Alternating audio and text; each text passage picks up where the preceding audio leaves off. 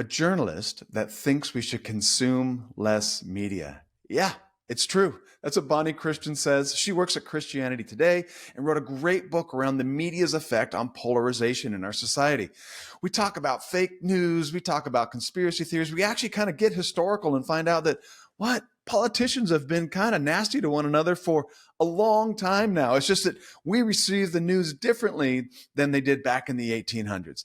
And then we get super practical. What are ways that we can address our coworkers, our friends, and then of course our family, and how we can navigate polarization in actually somewhat healthy ways. And so let's all get ready for today's episode of the Live Faith First podcast.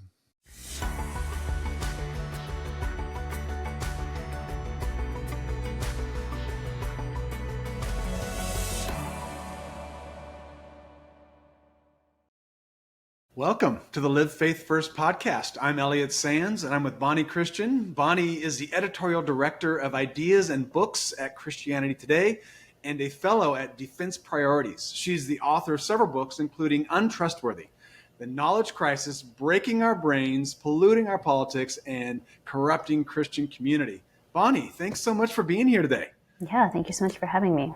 Yeah, I am really excited for this conversation. There are so many things going on in the world around us, and so I love some of the insights that you brought to your book. But before we get to that, would you give us the cliff notes of your life? Where were you born? Where were you raised? A little bit about your upbringing. How'd you get where you are today? Sure, yeah. So I was raised kind of all over the place. We moved around a lot, I think 8 or 9 times before I finished high school, mostly up and down the East Coast, as far west as Texas. Spent a year in China. And I was raised in mostly non-denominational, sort of like Baptist and everything but named churches. Some exceptions, but mostly that. There were a lot of them because of the moving. For college, I majored in political science, and then after that I spent a few years in the Washington, D.C. area working at some political nonprofits doing like communications work, like come to our happy hour, here's our annual report. And after a while I realized that if I wanted to write about like the ideas themselves instead of like the organizations trying to sort of advance those ideas, that probably I needed another degree. And I was particularly interested in writing about foreign policy and about the intersection of religion and politics. And so since I'd already done, more in the political space, I decided to go to seminary. And my husband and I moved out to Minnesota, where I got a master's at Bethel Seminary in the Twin Cities. Spent about 8 years there, during which time I gradually expanded my journalism experience and portfolio. And then when I finished seminary in 2016, went into journalism and other writing work full time, and I've been doing that ever since. So I live in Pittsburgh now, and I have been at Christianity Today. I've been there as a columnist for longer. I started right around the start of the pandemic, did that for about 3 years, and then started in a full-time role just about coming up on a year last August. And my role there basically concerns, so it's ideas and books, and by ideas is kind of a currently trendy journalism name for mostly what you'd historically called like opinion, or like an op-ed, but with a little bit more flexibility in terms of like length and format and that kind of thing. Awesome. So in your book, you go through so many cultural things and then that are going on around media and politics and polarization and all of these things and kind of the effects that's having on us. And then I love where you ended with a lot of, kind of solution-driven ways that we can navigate through all this. But let's start at the very beginning. You start with this word epistemology. So would you tell us what is epistemology, but define that for us, and then why it's something that's really kind of key, maybe even the root of so much of what we're going through right now? Yeah, so epistemology is a branch of philosophy that is concerned with the study of knowledge. And at the academic level, it can be kind of very esoteric and not really something that the average person needs to be involved with. But fundamentally, and especially if you look back into how like older Christian theologians and philosophers interacted with this, because they did quite a lot, going back to like the ancient times. Epistemology is just about knowledge. How do we acquire it? How do we recognize what is true, what is factual? How do we distinguish between like a belief, an opinion, and a fact claim? It's these kinds of questions. And so obviously that has quite a bit of relevance for all of us, especially as we're in this, the information age where we are consuming so much information all of the time, and much of it that makes or assumes really important truth claims that we need to be able to, particularly if we're going to adopt them and accept them, that we need to be able to assess competently. And so the reason I think epistemology is really key to thinking about where we are and how we're interacting with the information we encounter is that a lot of times you hear people talking about misinformation or disinformation, and they're framing it really as a problem kind of out there, like the information is bad and that's the problem. And what I would argue is that, well, yes, there are some unique things about our time, a lot of them related to technology and just like the sheer volume of stuff coming our way. In another sense, like the information has always been bad. There have always been people telling lies. There have always been falsehoods coming our way. So that's not really novel. And I don't really think the misinformation, disinformation conversation is so helpful because that will never cease. We will never not have that. What I think is more important, and what I think talking about epistemology helps us focus on, is not the information out there, but us as knowers of information. One other writer whom I quoted in the book, and I'm forgetting his name right now, he phrased it as like, the problem is not the beliefs, but the believers. That doesn't super work in Christian context, because we mean a different thing by believers. So I would put it as the problem is not the knowledge, but the knowers. It's us as people who really need to develop a feel for truth, because there will always be falsehoods that we should be able to recognize, ideally at sort of, I use feel on purpose, sort of like an instinctual sense. Yeah, that's good. Now, you parse out knowledge and facts. Would you do that for us, if you could, just briefly, because they are a little bit different? What's the difference in those, as you would? Yeah, now that one, to give the really succinct definition, I'd have to search my manuscript and find it because it's been a few years since I wrote it out. No, it's all right. But a fact is sort of like the piece of information that corresponds with reality. Yeah. And knowledge is, having an understanding of that fact in your head and having, verification, like reason to believe that it is in fact a fact and not just, a claim or an opinion or what have you. Yeah. So kind of what I've heard you say so far is that with all of this information, a lot of it has to do with how we interpret the data or the fact, and then how we choose to respond to it. Talk just a little bit about kind of what you're seeing right now, just in how people are responding to data and kind of what that seems to be creating in our culture, before we kind of dig into some of the smaller sources, or not smaller necessarily, but the individual sources of where they're coming from. Yeah, I mean, I think a lot of times which direction people go with their reactions is significantly dependent on even just personality, right? And also like the intensity of political interests and commitments, and how strongly you feel aligned with, especially like a political tribe as a community, and somewhere where you get a sense of like friendship and belonging and meaning and purpose in life. But so, sometimes you'll see some people sort of, I think we all are familiar with the experience of being, especially but not necessarily in like digital environments. And I would say especially, but again, not necessarily, stuff to do with politics, and feeling just that deep sense of unease and uncertainty of like, what can I trust here? How am I supposed to know if this is real? There is so much of it that you cannot possibly have the knowledge base and to assess everything on a case-by-case basis as like an ordinary person with normal responsibilities and uses of your time. And so, I think some people respond to sort of just saying like, well, you can't trust anything. I'm going to check out. But honestly, I find a lot very sympathetic in that response. I think many of us could do with just like reading less news. But I think a lot of people, and these are sort of the people that, we all know and have seen online, and have become sort of a stock character in the way we talk about politics in America. They're just very eager to, and we probably find this tendency in ourselves sometimes, just very eager to dismiss things that doesn't say what they want about the world as, obviously false. There's lying to you, that's misinformation. And then things that, say what we already believed. Well, this is very reliable. This is true. And so I think there are many different ways that plays out, but that is has become a very common pattern. And the way that social media especially works in practice, it's not just the social media design, but the way social media is designed in combination with human nature fosters that behavior. Yeah.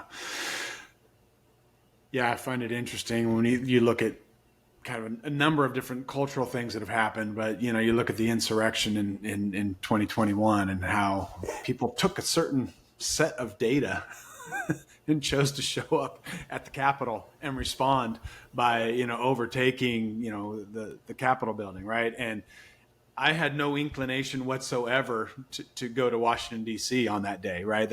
Even though I had maybe not the exact same data, but like that was available to me, and it's just kind of incredible. And we even see it within our own families, right? Where, we're all kind of consuming, maybe not the exact same news sources, but those same. And yet the way one person in the family will choose to respond to it is can be very different from the way another person chooses to. And I might tend to be the stick my head in the sand person. Like if I had my druthers, I would pretend like it didn't exist. But I'm not sure that's the healthiest response either. So, yeah, you hear a lot about people will say like, oh, well, the solutions, you need to diversify your news feed. And, hear from voices that disagree with you. And that's not a bad idea. That's not bad advice. I wouldn't, if someone wanted to do that, I would never tell them not to do it. But it's not a silver bullet. Like we have good evidence now that you can diversify your newsfeed and maybe in some cases even end up more entrenched and feeling more animosity and more fear about the people you disagree with, because now those crazy things that they're saying are just popping up in your feed every day and you're being constantly reminded of how dumb those people are. Right. Yeah, that makes sense. I'd like to switch to just a couple of different sources where we get our knowledge or information. One is the media, which of course you are a part of. Kind of growing up, 40s, 50s, 60s, 70s, 80s. I don't know when it changed, but it was kind of like just the facts, right? That whole Dragnet, slogan, right? I just want the facts here. And we've seemingly, and I'd like you to comment on this, but move this to a platform for journalists to promote their cause, whatever that might be. And not at 100%. I'm speaking in generalities, of course. But that might have been saved for the editorial column in the past. Now it maybe gets more into kind of mainstream articles. First off, do you agree with that or not? And what do you think, if you do agree, what do you think about that move or transition? Has it been a helpful thing? Is it something we should pull back the reins on a little bit? Yeah, I think to some extent that's true. I also think it is more complicated than that. To be brief, we're kind of brief. So I think that ideal of objectivity, of just giving you the facts and letting you as the reader decide, that was certainly kind of like what journalists famously would talk about aspiring to in kind of that mid-century era. Before that, of course, American journalism was like the Wild West, and you could do whatever you wanted, say whatever you wanted, and then this standard of objectivity arose. That standard is very much still around, and there are many, many reporters who adhere to that, or aspire to adhere to that. And there are also, I think, many people more in the opinion space like myself who, obviously it's not my job to be objective. As I tell readers who complain to me sometimes, I'm literally paid to have a bias. But who do have a similar kind of deep concern for telling the truth and being factual and being fair. So that very much still exists. What's different, I would say, are a few things.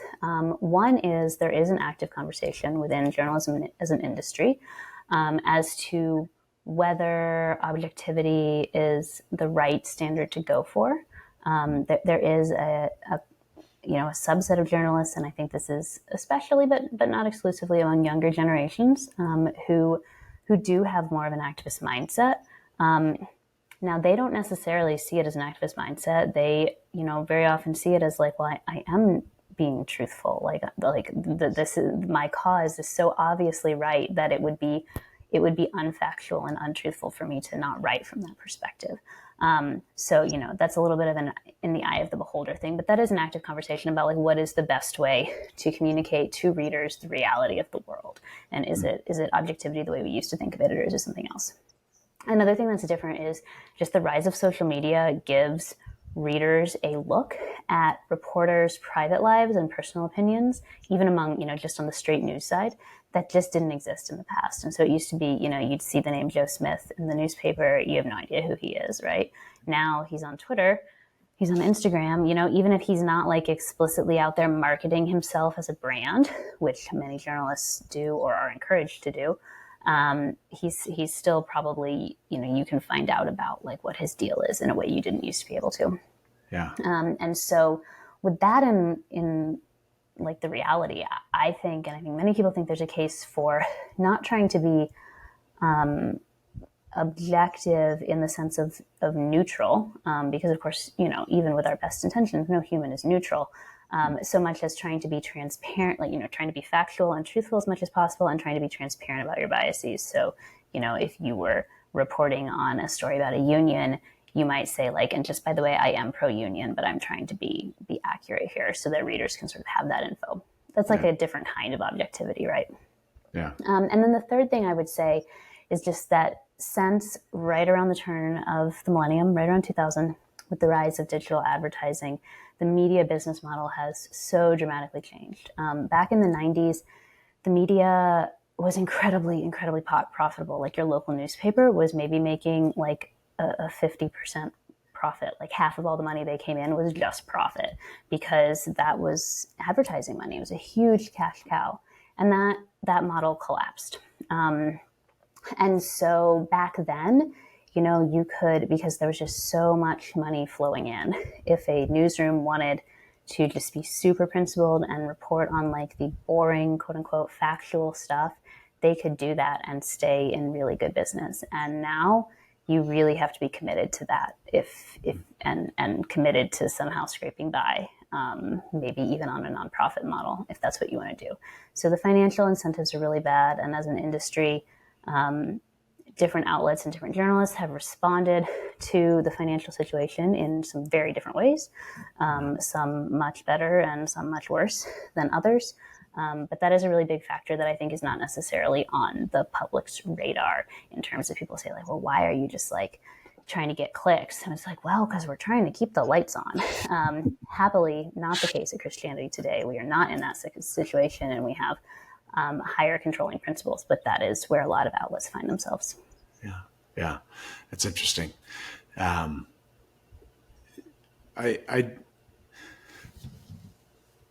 when you talk about objectivity, it's interesting because you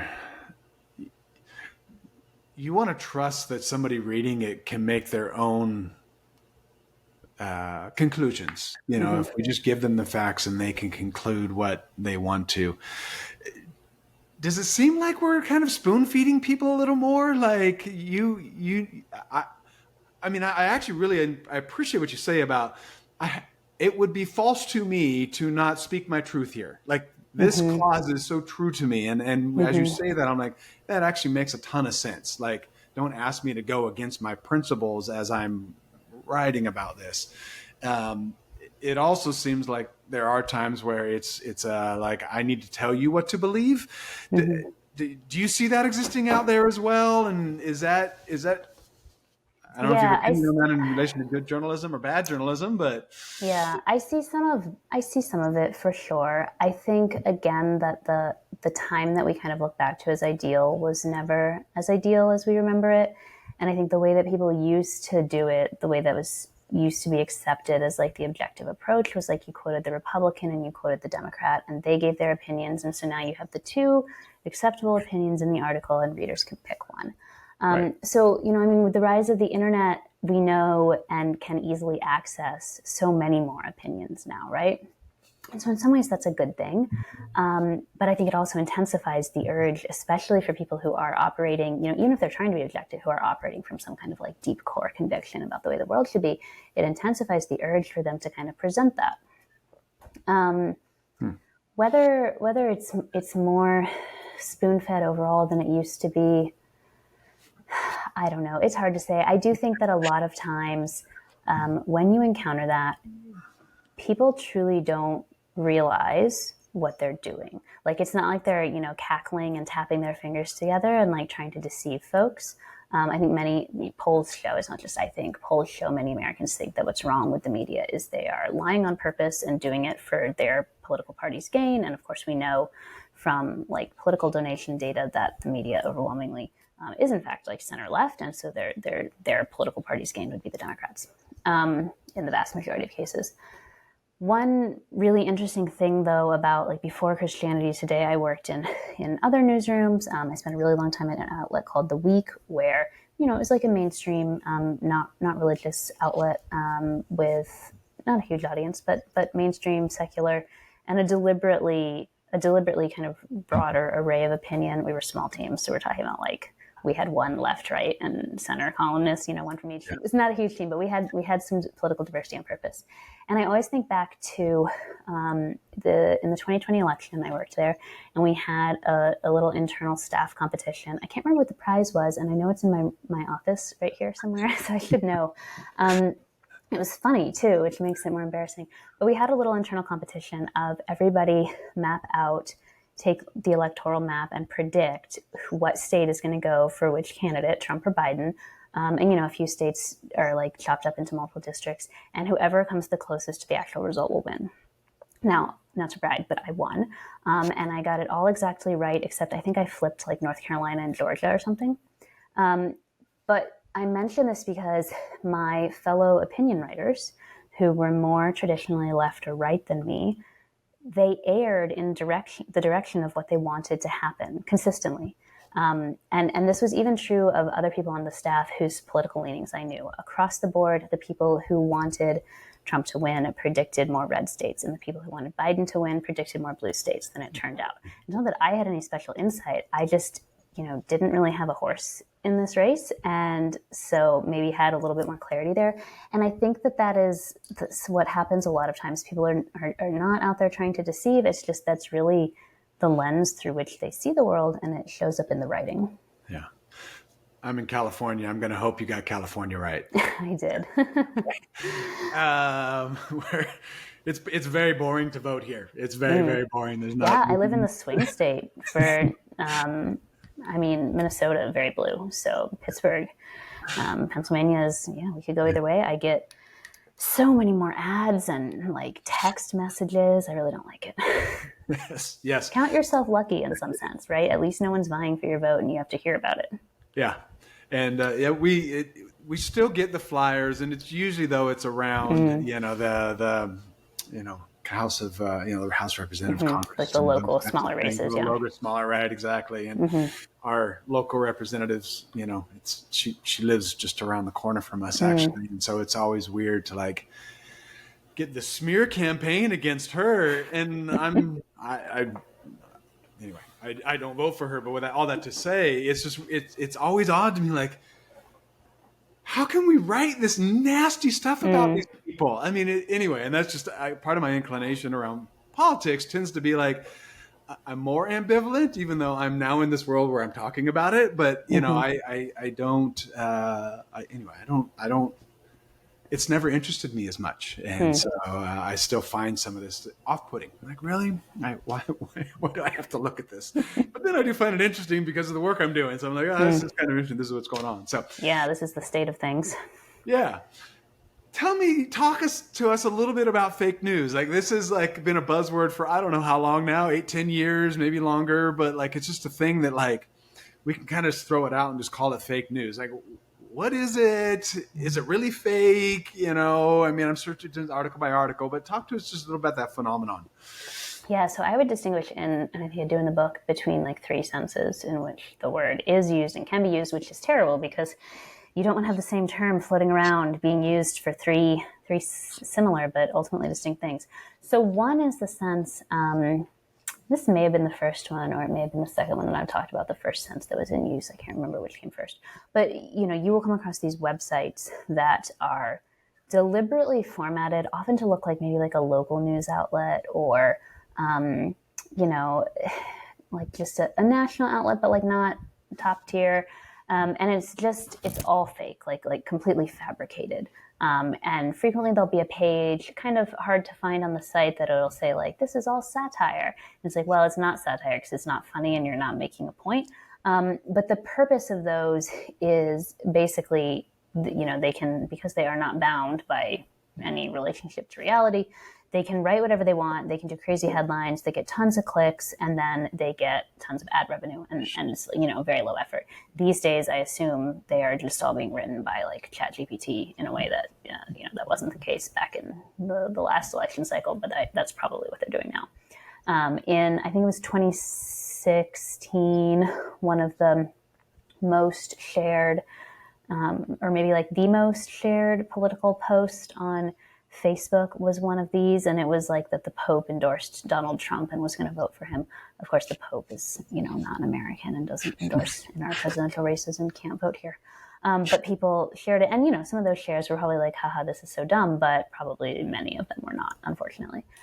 So that's one category where it's just sheer fabrication, basically, for that purpose of making money, and it's quote unquote satire. And then you get, in a second sense, fake news where, and this is, I think, what people think is happening frequently, where it's like a deliberate fabrication about real things that's actively, trying to deceive you about something important.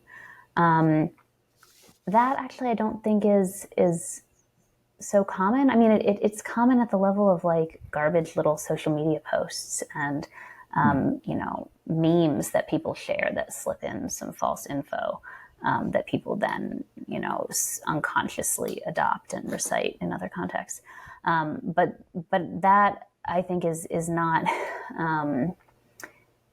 people have that kind of meaning in mind, but it's usually not quite where the conversation is centered. But then you also have, I would say, a third sense, and this is where, former president, perhaps future president Donald Trump would frequently use the term, just to mean like things that I didn't like that were in the media, things that I didn't want to be said about me, kind of regardless of whether or not they're factual. And so having these different types of fake news out there, the existence of the things that are just totally made up, it allows people, if they want to be unscrupulous, to use the term about things they dislike, suggesting that they're fabricated, but they're not. They're just perhaps inconvenient or perhaps, at worst, maybe misleadingly framed. Yeah. I want to switch over to social media. Let's talk about social media. It's an odd platform. We love it. We hate it. We'll watch people shoot fireworks at one another and laugh, and then we swipe up or whichever direction we go, and then there's an opinion about the election, right? It's often where cancel culture sits. I mean, at least that's where it gets momentum. Where do you think social media should fit in our conversations, especially around political conversations? Like where does that kind of fit in our larger arena here?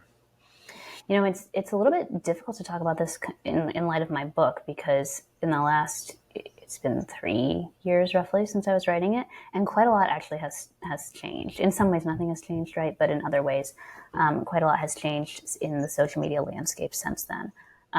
3 changes that I would mention that are relevant to this is TikTok did exist, but it was not like it is now when I was writing. In fact, I don't even know if I mention it in the book. It's something that I would definitely have to discuss at length if I were writing the same book today. And so TikTok and relatedly sort of the pivot to video, there's been more than one pivot to video, but the current pivot to video, TikTok, Instagram Reels, YouTube as well, is newly popular for this kind of thing. That is a new factor, and it's a factor that I find especially troubling, not even for sort of the normal reasons you hear about TikTok, but because I think video is a uniquely bad, especially short form video from random people you've just encountered and will never see again because of the way it swipes through so quickly. That kind of video is a uniquely bad way to take in political information or honestly information about any serious topic. A lot of the reason has to do with it just goes so quickly and you can say a lot very quickly, and it's very difficult to verify whether that information is correct, like just the sheer density of claims for the amount of time you spend consuming it.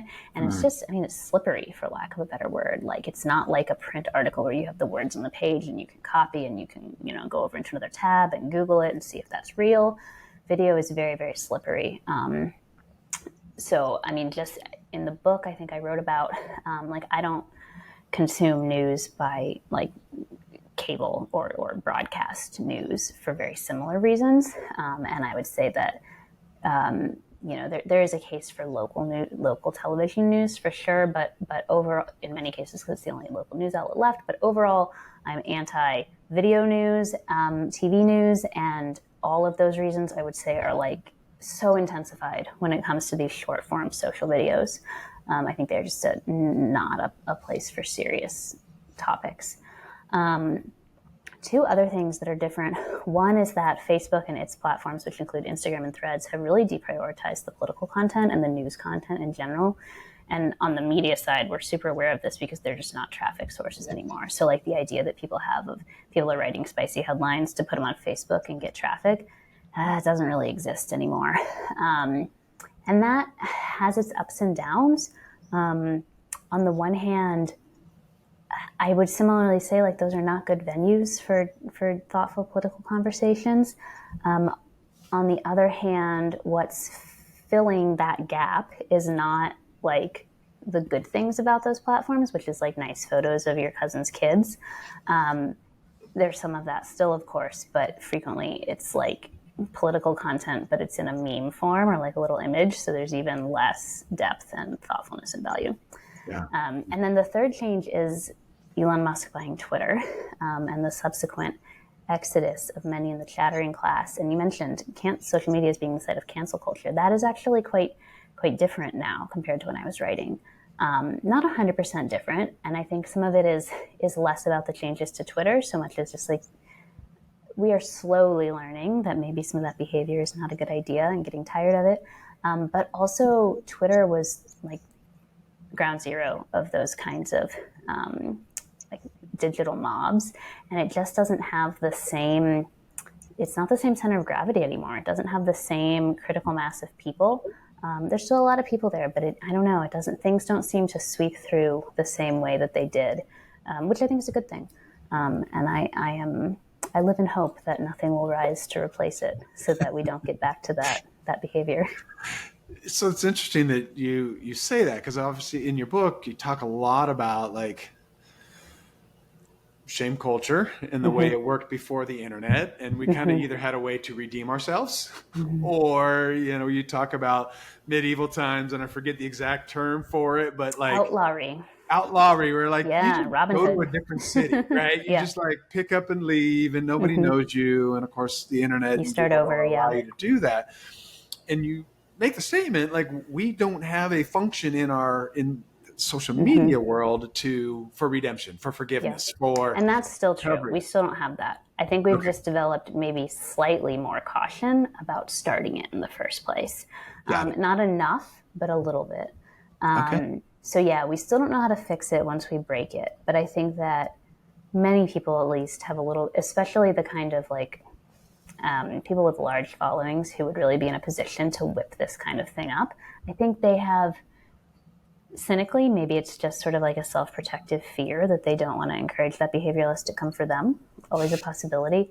Less cynically, I think, in hope that they've just sort of realized hey, this is actually not a good way to treat people for a time they said a bad thing. Maybe we don't need to ruin people's lives like this. Yeah, that's good. Is that hope? Is that a little bit of hope? A little bit, yeah. I mean, I do think the environment around that is different now.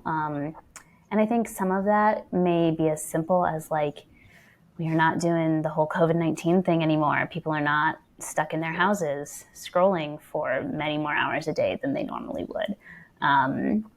And so that it may be as simple as we have some other stuff going on in our lives right now. Maybe it's not actual learning, but one way or another, I do think there is something of a change. Yeah, that's good. It's interesting you bring up COVID. I just 2021, 2022, socially in public, behavior was just bad. You do you remember what it was like in 2019 when we would go to places and we would interact with one another and, maybe open the door or not just randomly go off on somebody or not shout out? I was at a concert once and this dude behind me is literally shouting out his political opinion while the musician is doing his thing. And I'm thinking to myself, we're in public now. Like, go back to your computer and do that, right? And that you bring it up, though things have changed, it even does seem like in public, like discourse is a little bit different when it's face to face, and we are a little more polite. And so maybe we've come out of our shell to some degree of all the stuff that went around COVID. So. Yeah. Somewhat, though. I mean, I think the fact that you say, like, go back to the internet, that's the place for that. I mean, it is. You're not wrong, right? One of the really striking examples of this that I'm reminded of regularly, and this point is not original to me, but like on Twitter, even now, regularly a conversation will go through about like kids should be banned from planes, like especially babies. Like if there were an airline that had no babies allowed, I would always fly that airline. People will come through with this. In real life, if you travel with babies on planes, as I know from experience, everyone falls all over themselves to like be gracious to you and say like, you are doing such a good job. Like, don't worry if he's crying, like nobody cares. It's fine.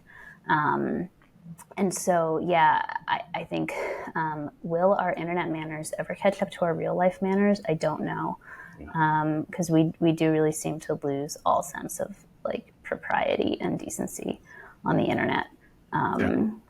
And, maybe 15 years ago, especially when social media was sort of coming up to be the way that we know it now, like during the first Obama campaign, like 2008, there was real optimism about social media and like it was going to connect us to our elected officials. And I also remember some optimism around like the fact that it was going to be the no longer anonymous internet. Like it wasn't the days of having like your little fake made up username. You were going to put your real face and your picture and your name on there. And that was going to get people to behave better. And it turns out that doesn't make a difference. People are just as willing to be terrible with their face and name on there. And so, yeah, I don't know. That's something that I am not willing to predict if we will ever learn to be better on the internet. Yeah. Yeah. And it's interesting if when you go through just history, when you go through those seasons, and I'm not going to give you the exact century, but 1700s, 1800s, where we start talking about just the politeness and how we treat one another in society and kind of the move out of, I'm going to say medieval, but I'm probably butchering history because that's not my specialty. But that idea that there was a season where we really encouraged good behavior. And you always wonder, is that type of thing going to now take place on the internet? I don't have answers to that, of course, but you look and like, well, it has happened before in different venues. Maybe someday it would learn to happen here. I think, and I think you've said this in your book, political discourse is not meant for the social media. It's always meant face to face. It's always it's just so different. It's like sending a text and somebody just they misget what you've said because it's flat. Like there's no personality, there's no tone, there's no, and usually you're writing something short and you're not thinking about it that much, or you're just like writing a quick text to somebody and they take it wrong and pick up the phone kind of a thing, or get face to face if there's something. So anyway, it's an interesting, some might call it cesspool, other might call it just a really significant part of our society, but interesting as we're navigating through the birth of it, really, even though we're now.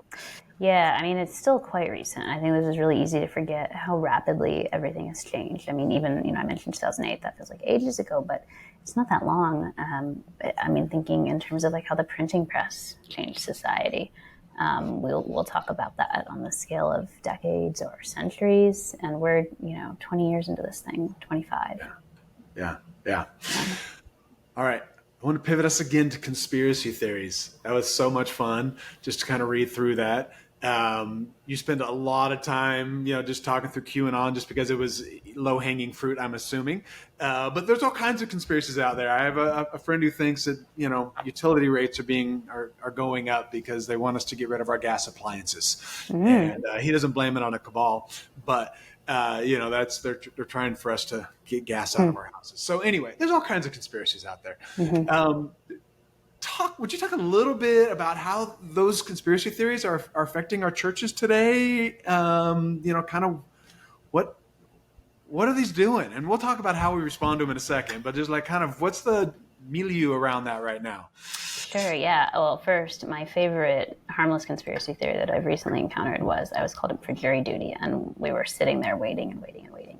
And one of my fellow prospective jurors posited a theory that the entire thing is just done so that we'll buy lunch at the downtown businesses and like gin up the downtown economy. Which they did let us go. We were not put on any juries. And then I went to lunch at a downtown business. So maybe she was right. Anyway, yeah. So the conspiracy theory milieu. Yeah, I mean, this is like probably the clearest example of what I was saying at the beginning about, it's often talked about in terms of like the information out there, but I think the root causes are much more about us as the people who are believing this stuff.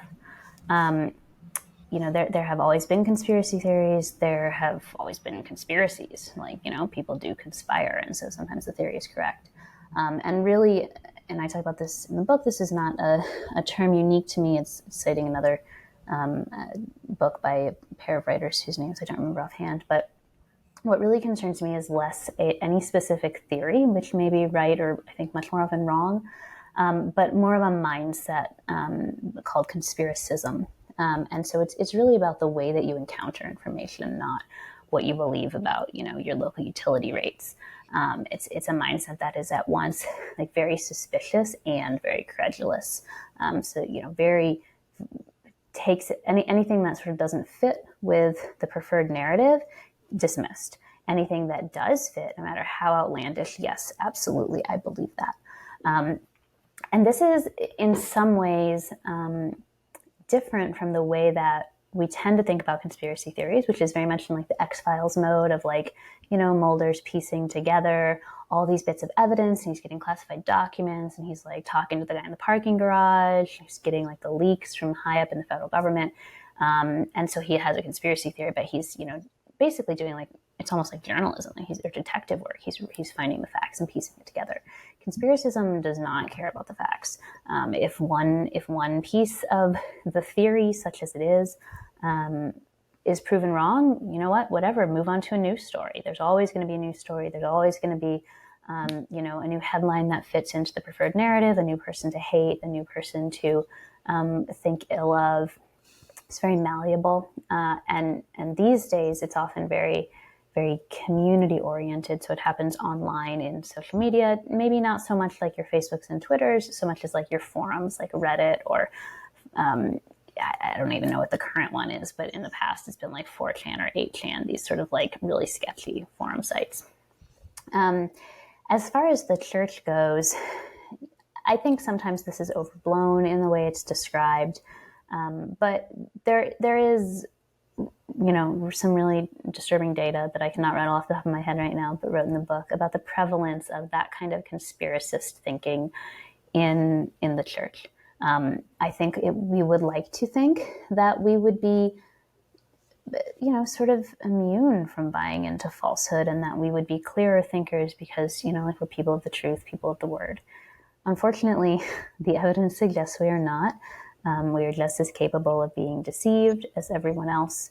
And in fact, there is some reason to think that because the story that, especially really grand conspiracy theories, you mentioned QAnon, I talked about that, partly because it was bigger and more discussed when I was writing the book, and partly because it sort of mashes together a bunch of really common conspiracy theories, and so it's sort of like a useful large-scale conspiracy theory to use as an example. But especially in big conspiracy theories like that provide an account of like, what's happening in our whole country or even the whole world, often they are telling a story that kind of riffs on the Christian story, where there's like, forces of evil, and there are people who know the truth, who are fighting those forces of evil, maybe not directly, but they're contributing to the larger fight, and eventually there's going to be a victory, and, maybe some even make it explicit as like, a victory that God ordains and will accomplish. And that obviously has some resonance with the gospel. And so I think that insofar as conspiracist thinking or specific theories within that appeal to that mindset follow that pattern, especially if you drop in a few key Bible verses, it can make it very appealing to Christians. Yeah. And it's interesting growing up in the 70s, 80s, college in the 90s, but 70s, 80s especially, just big on the end times, tribulation. We had all the movies and Late Great Planet Earth and all these, and that was just part of the milieu of church then. And looking back, I really appreciate it, because the Bible does say keep your eyes open. Like, look around. What are the signs? Like, keep your eyes open. Obviously, we were always very skeptical of anybody who actually put an exact date, because that you were not allowed to do. But if there were things going on, you're like, oh, is that? And always trying to pick the Antichrist. Like, you're always trying to figure out, is that the Antichrist? Is that the Antichrist? And it's interesting, because even though that has to some degree died down in mainstream Christianity, I think it still exists in my life, as far as it's something that I'd really like Jesus to come back soon. And that seemed pretty awesome, and things are speeding, anyway, all that to say, but it's almost like that primed the pump for us as Christians to kind of be like, well, maybe this is the conspiracy. And I'm not blaming Hal Lindsey and all the stuff that, kind of was in the culture of the church at that time. But it is interesting that to some degree, especially maybe the people who've been in the church for decades, they're a bit primed to kind of buy into the pictures of Antichrist and the Savior and look at what's going on. Yeah, there's definitely a generational dynamic. Whether that'll continue, I don't know. I think it's too soon to say, like, if people who are more my age and younger will get into that as we age, right? I think that could go either way. I think what I find so frustrating about it is there is something that I really admire. And my mother very much thinks in this vein of, like, I think she wakes up every morning expecting, like, this is the day Jesus is going to return. I don't think like that at all. And there's something I really admire about that, and something that I think, we should have that hope more before us than many of us do. And that makes it all the more frustrating that people who, in some cases I think are themselves deluded. In some cases, I think, like in the case of the QAnon thing, I think the person, and, we don't 100% know, but I think the person who started that was not doing it because he was a true believer. I think it was manipulative. But whatever the case may be, for people to come along and play on, like, that fundamental Christian hope for such perverse and frequently just openly hateful ends is just, like, it's absurd and appalling. And the fact that it works is at once very understandable in many cases. Like, you can see how it makes sense and why it feels good to think that way, but also very sad. Yeah. And I usually only ask Jesus to come back on days that are just going to be really difficult days, right? When there's big troubles, it's like, okay, Jesus, just a few days a week. Today, right? If you can come back for me today, that would be awesome. Yeah. But yeah, it will be really interesting to see how all that plays out. Now, you talked a little bit about kind of ways to address or work with somebody that might be caught up in a conspiracy themselves, and how arguing about the conspiracy is ineffective.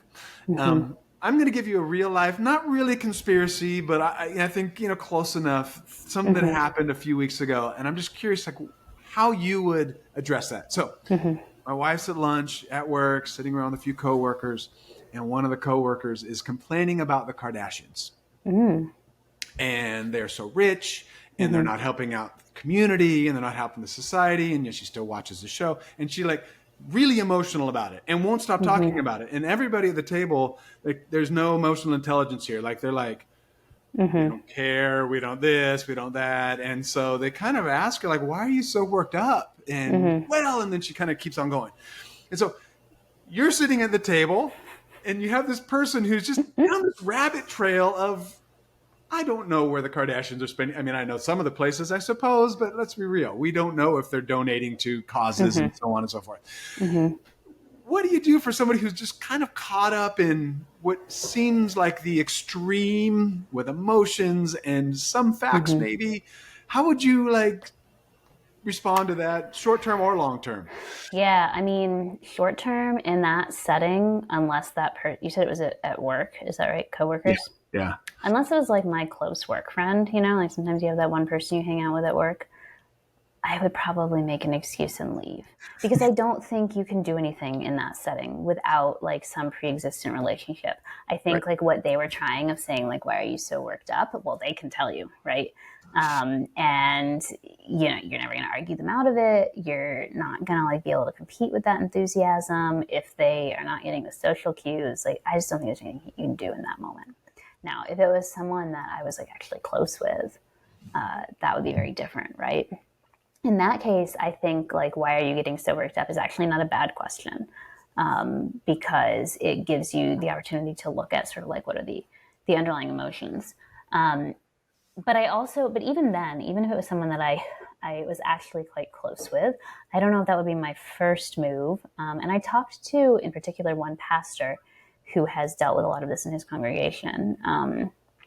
And even with the greater relationship, like the guidance that he gave and that I think is right is not necessarily to confront the first time, the 10th time, the 15th time, right? Like it may be the more prudent approach to like be able to change the subject, do something else, end the conversation, come back later when they're thinking about other things, and sort of like establish your credibility basically as someone who cares about them.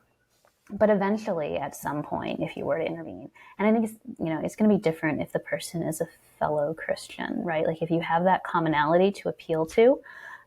This pastor that I spoke with said that he had found it useful to say, like, what kind of fruit is this? Like, is this producing good fruit in your life to be thinking about this? And that if he found that if he asked at the right time and the person was in the right, relational context and the right frame of mind, that they could realize, like, oh, this is actually really bad. Like, even if I'm right, this is not doing good things. So that kind of sort of, it's almost like an oblique approach where you're not asking them to give up on the belief, which, I mean, in this case, maybe it's true. Like maybe the Kardashians have never given a dime to charity. I don't know. Maybe she's right. But like the behavior of watching them still and thinking about it, and talking about it and boring people with your conversation, like maybe that is something that they could reassess. And then, if that worked, long shot, if it worked, maybe with some distance from the show in a year or two, maybe they don't really care about the fact claim anymore because it's irrelevant to their lives and the life of everyone they know. Yeah. That's good. I like that. It's kind of it's the long view of things, right? Very long view. Yeah. And I think I wrote about this towards the end. But I think it's analogous to that passage. I think it's Paul. He says, like, one plants and another waters and God gives the growth. Like you may not actually be the one to ever see that growth. Like maybe you get another job, or you move away, or like the friendship dies or whatever, and you never find out if that person actually gets past this. And maybe they do, and you don't see it, but perhaps you can contribute a little bit. Yeah, that's great. Yeah. All right.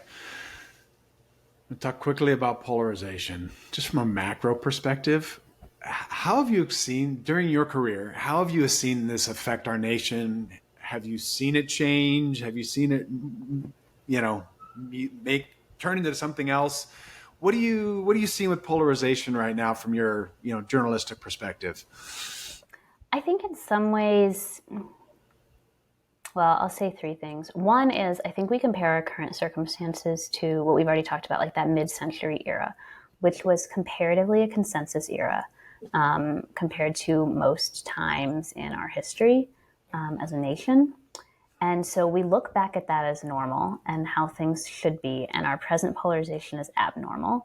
Our present polarization isn't actually that abnormal if you look at literally anything but like mid-century America. So that's one thing that I think is helpful to keep in mind. I mean, we're not doing a civil war. Things have been worse.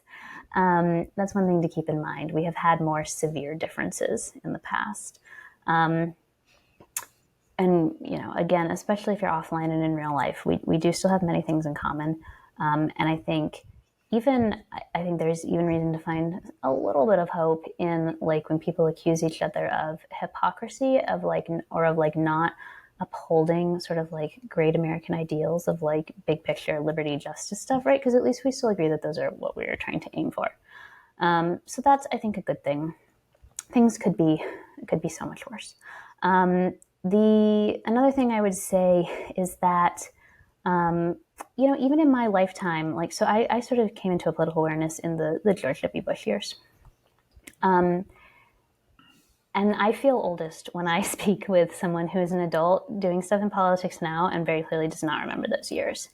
Those years were very intense. Like, with polarization, like, do you remember how they used to draw George W. Bush? Like, by the end of his term, he was like 2 eyes and then like bat ears. Like, it was not mild back then. Or like, do you remember how people used to talk about Obama and like Michelle Obama, and they would say she's secretly a man and like her name is Michael. It was like a whole thing. So like the idea that we just became mean and just became polarized, I don't really think that's true. And in fact, I would say on economic policy, the two parties are actually converging right now in a way that they haven't for decades. That said, I think the two reasons that it does feel different right now, aside from, there's some real movement apart on policy, is, as we've discussed, social media. Social media enables us to see each other's, every thought. It enables us to overshare in a way that if you were doing it in person would get you very socially ostracized. It doesn't get you ostracized when you do it online. And so basically we can all be cranks in a way that we couldn't before the internet, just because the social repercussions would be too great. And then the other thing of like the very recent years is Donald Trump personally is just, he is literally a polarizing figure. I think even if someone is a fan, they can admit that he is a polarizing figure. And the way that he is very, very skilled at using sort of like the social media world to his advantage and at remaining in the forefront of everyone's minds all the time when they don't need to be thinking about him, he has both benefited from and contributed to the way that we just like take in way more political information all the time and devote so much more of our minds and our capacity to it. And that together, from that with a figure like that who just generates such strong opinions with people, I think that's a big part of it. Yeah. I don't know the long history of all of our presidents, but in my memory, we haven't seen a figure like Donald Trump that speaks the way he does, right? That the words he uses, the terms he uses, the attitude he uses. I haven't seen that, and so I'm not saying that they got pretty wild in the early 1800s. They sang some pretty rough songs about each other back then, and like their illegitimate children, alleged or factual. But yeah, even if, and I don't know if this is true, but even if they were equally crude back then, of course it couldn't travel like it does now. It couldn't inundate us all of the time. And so it is unique, and it's part of, I think a greater loss of propriety and kindness, and yeah. Which leads us to one of the things we're doing at Live Faith First is a campaign called LRK. It's called, it stands for Love, Respect, and Kindness. And so we're TV ads and radio ads and all kinds of stuff around this idea of we just have to treat one another with love, respect, and kindness no matter what we believe about one another, or no matter what one another believes, like we have to treat each other differently. So do you have some practical advice for living what we're calling LRK, love, respect, and kindness, in our communities? What are some good practices we can implement into our lives around some of these things? Yeah. So, I think I would break it into like two categories of practices. One would be like for you personally, sort of, your own private relationship with most likely your screens, is just that most of us who don't work in media, who don't work in politics, don't need to be spending as much time on this as we do. And the fact is, for the average citizen, having the latest day's headlines in their minds changes nothing in the world. It doesn't make anything better in the world, and it probably makes your lives worse. And I say this as a journalist, so like take me seriously. That it is against my financial interest, arguably, to say this, that most Americans could stand to consume a lot less news. And you know, I think that there are ways to do this strategically. I talk about them at length in Untrustworthy, thinking through, like, you know, for instance, I think you should follow just a few stories and develop expertise in those stories so you can actually, you know, have the information you need to really assess like the truth claims you're encountering and approach things in like a measured, nuanced way, right? Mm-hmm. But also just sort of across the board, we could be spending less time on this, and I think that would be good. What to do with all of that extra time? I mean, I think this brings me to the second category. You know, we cannot force other people to behave themselves in political contexts, and often we can't even force ourselves to do it. But it is true, as we've touched on, that there is something about seeing people face to face that can sort of make your lizard brain snap back to memory of like, oh, right, I'm supposed to be nice to folks. And I think that, and we do still have some lingering norms around not haranguing each other about politics in person. And so I think that trying to see people face to face, trying to talk about literally anything else, you know, your dogs, your kids, your job, you know, having a potluck dinner with people where you can't look at your phones, like these kinds of things are something that just about anyone can do. That doesn't, you know, it doesn't require any special resources or knowledge. In fact, the point is to be thinking about other things, to be like establishing that relational credibility again, and you know, maybe eventually, with time, those relationships would get to a point where you might want to, I don't know, do some kind of accountability with each other of like, you know, we think differently. Let's check out the news sources each other are reading and see if they're good and see if they're fair from what, you know, our different perspectives. But maybe you never get to that. But the fact, you know, the walks you took and the more neutral conversations you had were still a benefit, not just a means to an end. Of, you know, like debunking the other person's bad belief, but a means to an end of like actually having a friendship with them. Yeah. And kind of having a healthy mental and emotional life too. Just around the importance of community. I love that. Mm-hmm. I think that's so good. That's so important. Something that clearly in society we're seeing kind of go away. The loneliness epidemic we're in the middle of. So, all right. Last question for you. Are you ready? Okay. What is exciting you right now? I didn't have to do anything with this, but what's exciting you? A project with maybe something in your family, a Bible verse, something that when you think about it makes you smile. So what's exciting you right now? Oh man, it's a pop quiz. We are getting our porch columns replaced. This is an old house and they are cracking and they are structural and they need to be replaced. And we found a place that does historical replicas, so they will still look as like ornate as they're supposed to be. And we're also going to get our like porch railing is all rusting and falling apart, and we're going to get like period appropriate wood railing with like different paint colors. And I'm very excited for that. That is very cool. Yeah, I love that. So it's fun to kind of revitalize, right? Like bring a house back and kind of add, you know, maybe restore the character that was once there. So, yeah. Well, Bonnie, thank you so much for joining the podcast. I really appreciated your insights. And so thank you so much. And hey, everybody out there today, let's go live faith first.